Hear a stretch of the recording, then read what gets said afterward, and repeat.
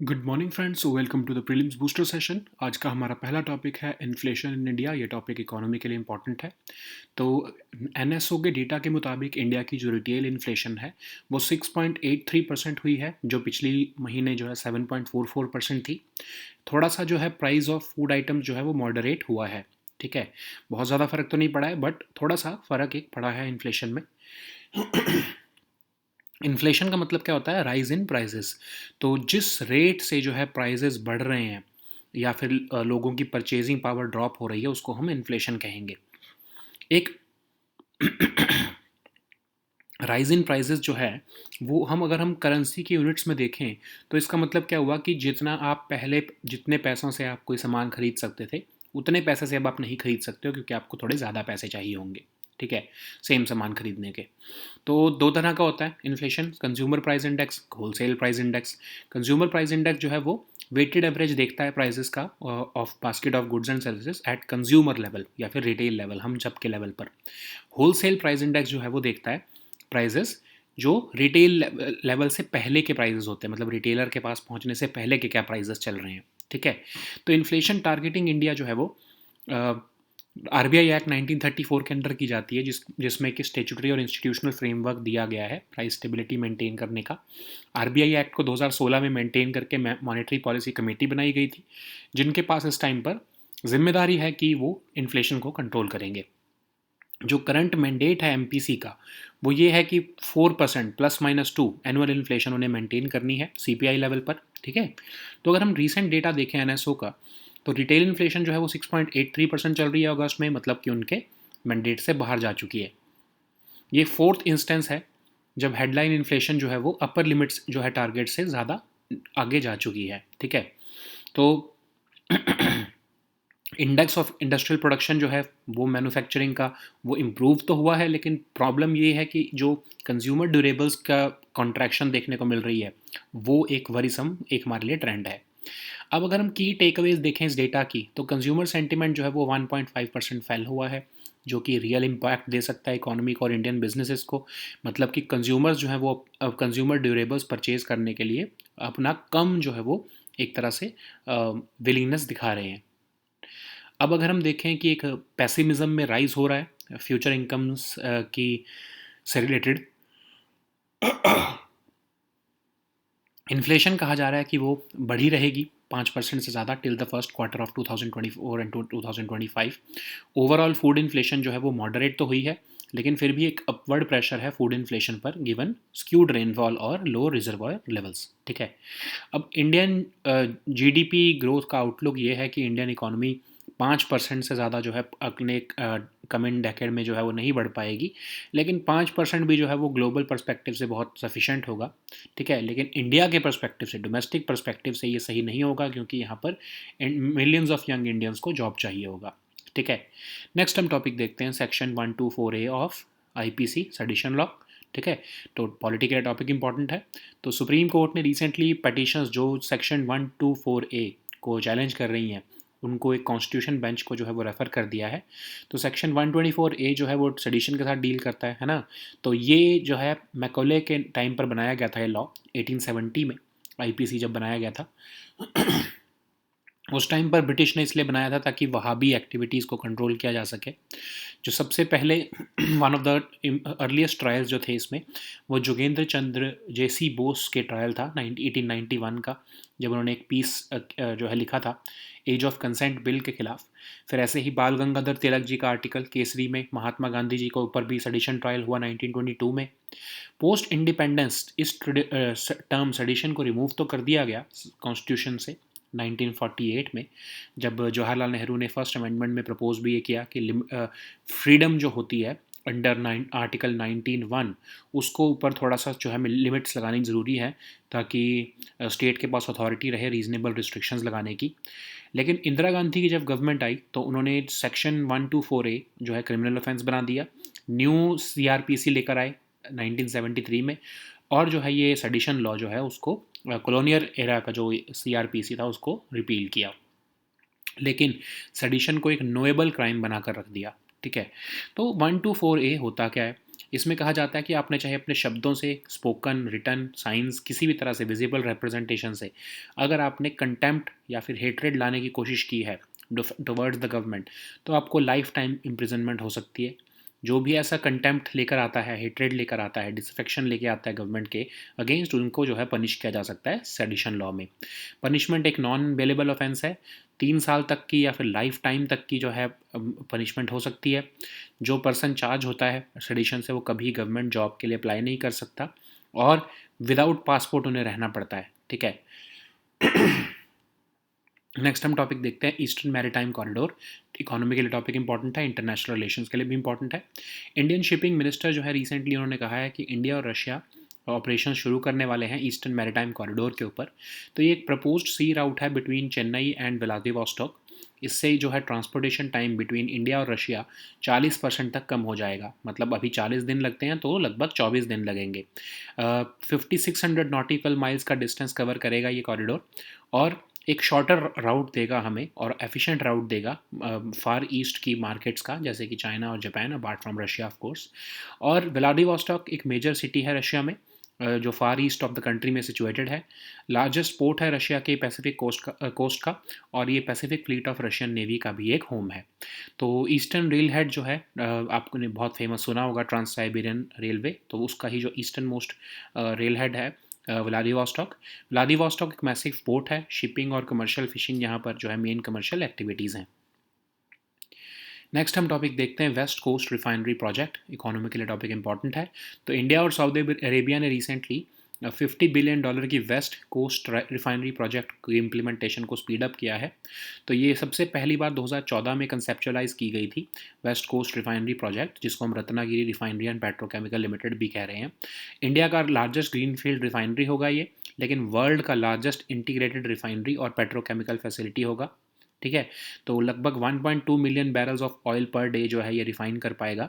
एक joint venture बनाया गया है RRPCL का के नाम से, जिसमें Indian oil corporation, Bharat petroleum, Hindustan petroleum जो है वो इनिशियली पार्टिसिपेंट थे, लेकिन 2019 में सऊदी अरामको और Abu Dhabi national oil company ने 50% इसका स्टेक लिया है। ठीक है, जो कि लगभग 3 लाख करोड़ के आसपास का था। नेक्स्ट हम टॉपिक देखते हैं दिनकिनेश एस्टेरॉयड। ये टॉपिक आपके साइंस एंड टेक के लिए इंपॉर्टेंट है। तो नासा के लूसी स्पेसक्राफ्ट ने फर्स्ट इमेजेस कैप्चर की हैं मेन बेल्ट एस्टेरॉयड दिनकिनेश की, और ये एस्टेरॉयड 1999 में लीनियर सर्वे द्वारा जो के टाइम पर जो है वो डिस्कवर किया गया था। एक एस टाइप एस्टेरॉयड है, मतलब कि ये सिलिकेट्स और कई मेटल्स के द्वारा बना हुआ है। लूसी के जो हाई रेजोल्यूशन कैमरा है, Lucy long range reconnaissance imager, उन्होंने जो है ये ऑब्जर्वेशंस मेक की है। तो लूसी मिशन नासा ने लॉन्च किया था 2021 में, 12 ईयर मिशन है जुपिटर के ट्रोजन्स को जो है वो ऑब्जर्व करने का।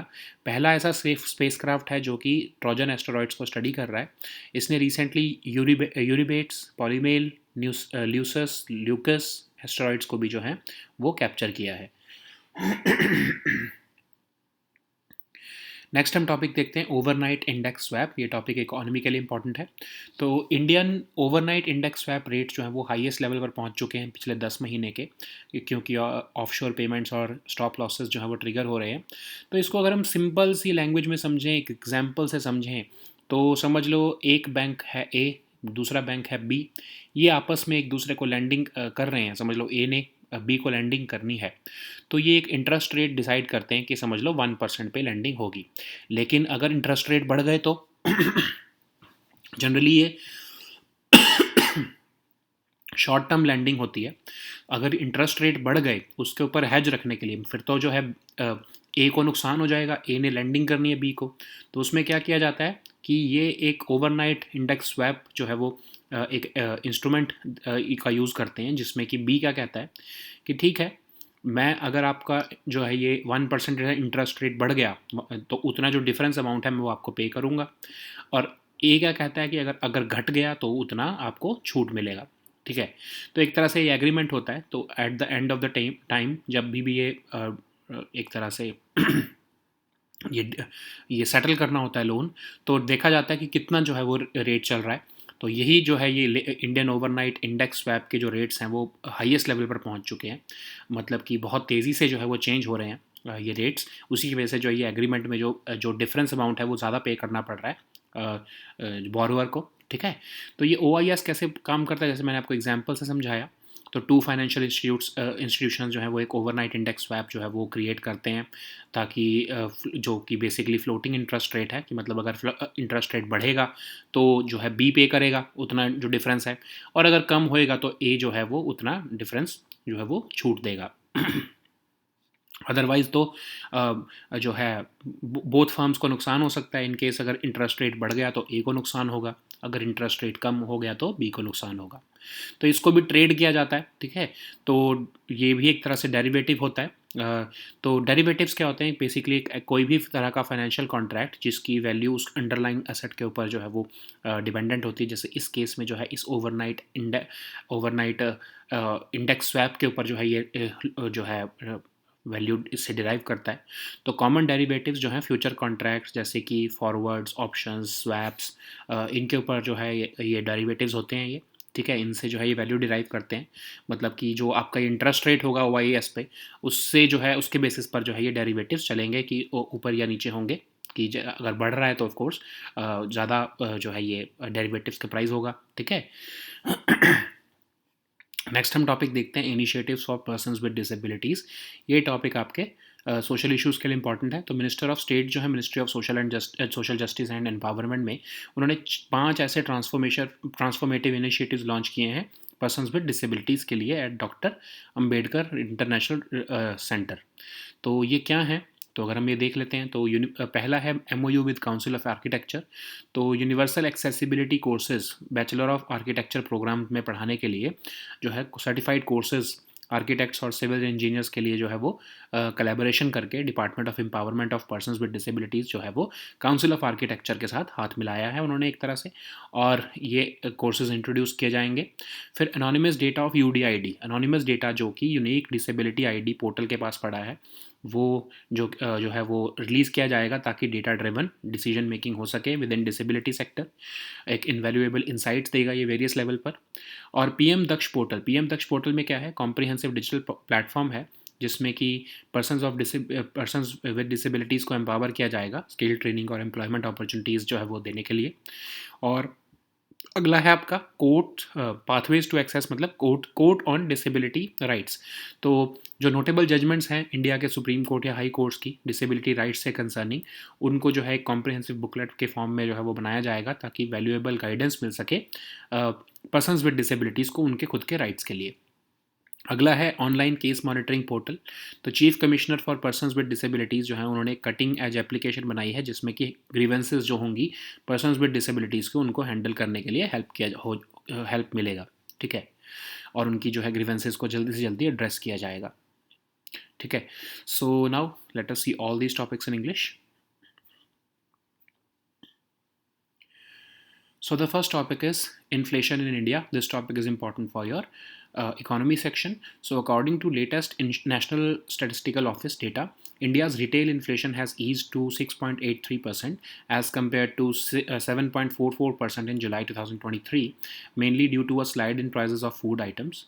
Okay, but still it is on a higher level because the MPC target is 4 plus minus 2%. Okay, so there has been a little slide in food items prices, so that's why this inflation has moderated a little, not too much, but it is still very high as compared to the last year.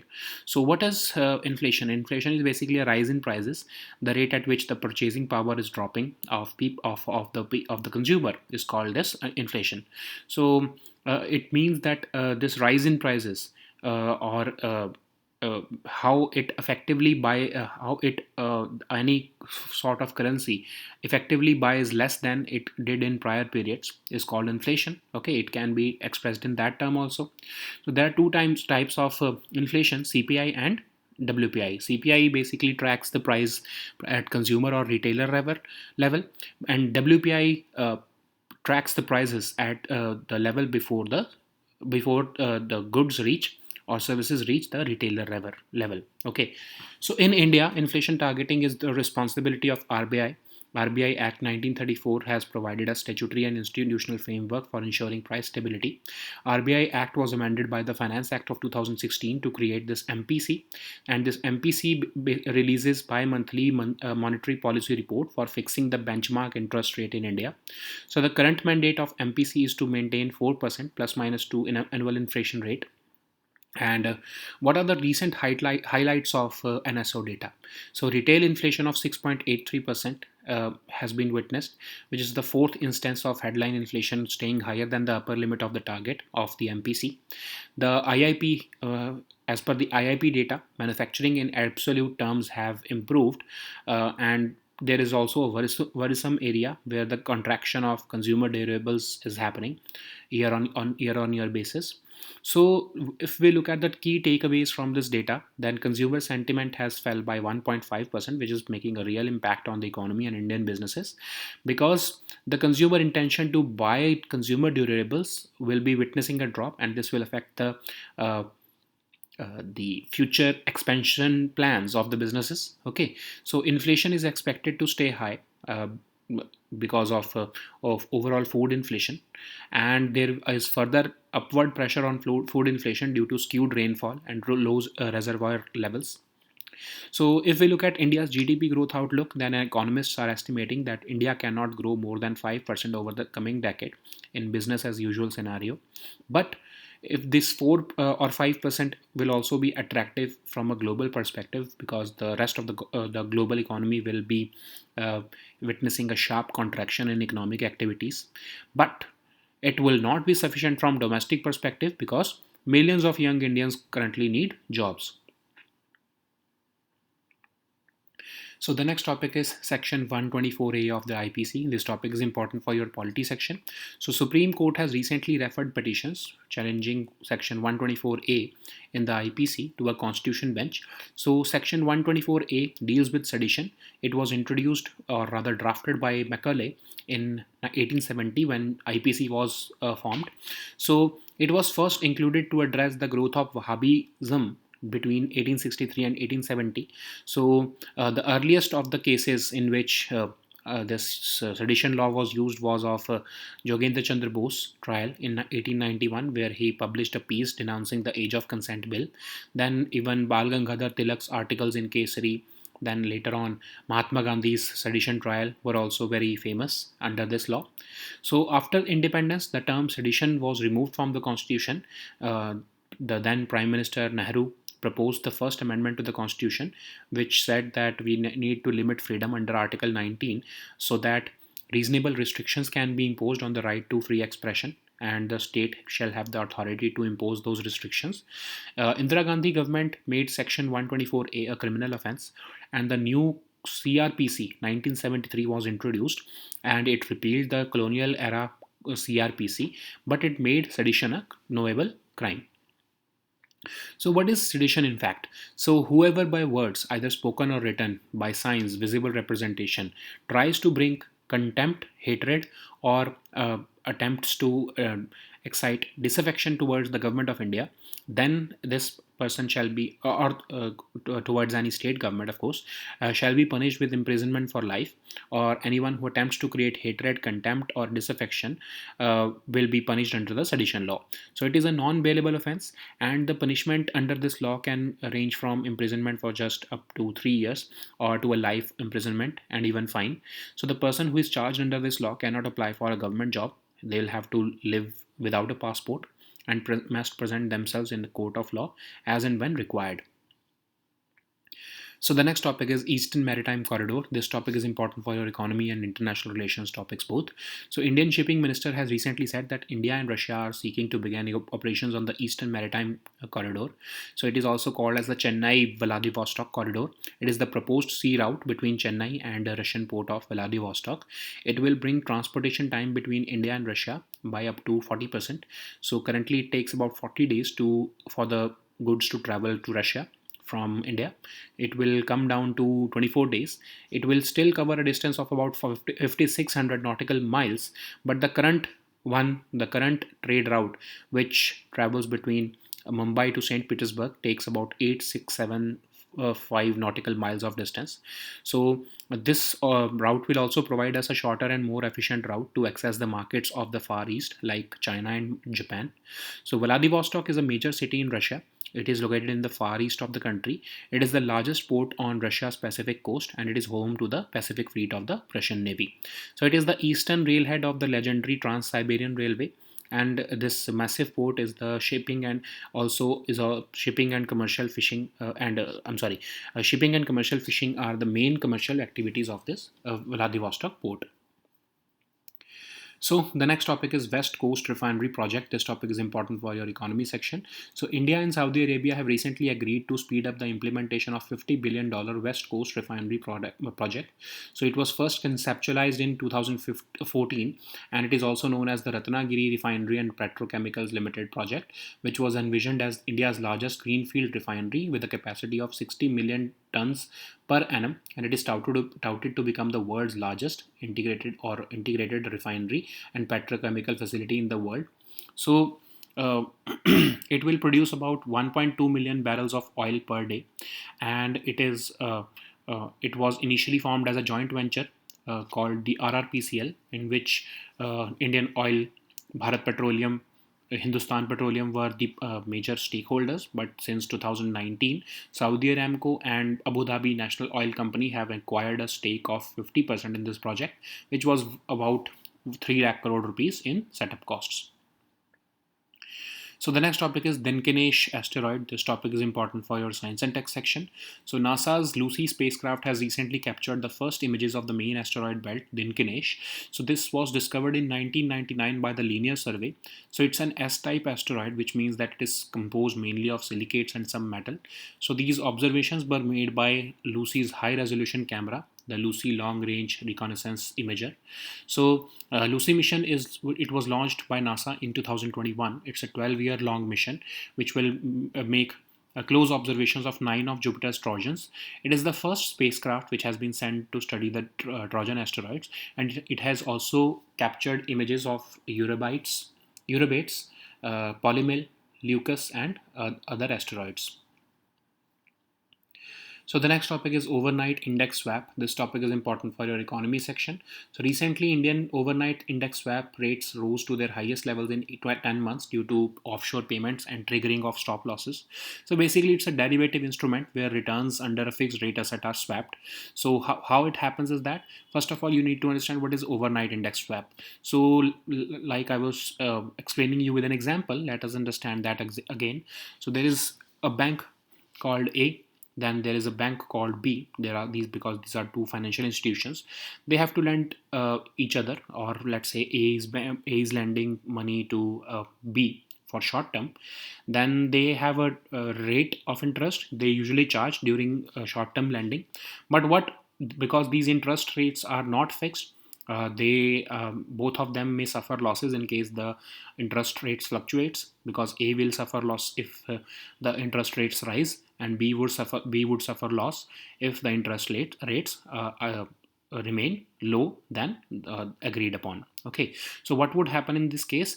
They both agree that in case of any fluctuation in these interest rates, we would compensate each other. Let's suppose that A has lended to B at 1% interest rate for short term. Then tomorrow, if the interest rates rise to 1.5%, then of course B would pay the 0.5% difference to A. Okay, so that A would not suffer the losses. So the same goes for B in case the interest rates fall. Okay, so basically two financial institutions are creating this overnight index swap to cover their losses. Both firms would continue servicing their loans, and it would basically ensure that none of them suffers the loss due to fluctuation in interest rates. So this fluctuation in interest rate is also traded using the derivatives, because the underlying asset is this interest rate or the lending that has happened between A and B. So this is also a form of derivative. Derivatives, that these are type of financial contracts where the value is dependent on an underlying asset, in this case this fixed asset or the loan. So common derivatives include the futures contracts, like this is also a future contract, and forwards, options, and swaps. Okay. So the next topic is initiatives for persons with disabilities. This topic is important for your social issues. Recently, Minister of State of Ministry of Social Justice and Empowerment has unveiled 5 transformative initiatives for persons with disabilities at Dr. Ambedkar International Center. So an MOU has been signed between Department of Empowerment for Persons with Disabilities and Council of Architecture, and now they will introduce universal accessibility courses within Bachelor of Architecture programs, so that this collaboration can extend the development of certified courses for architects and civil engineers.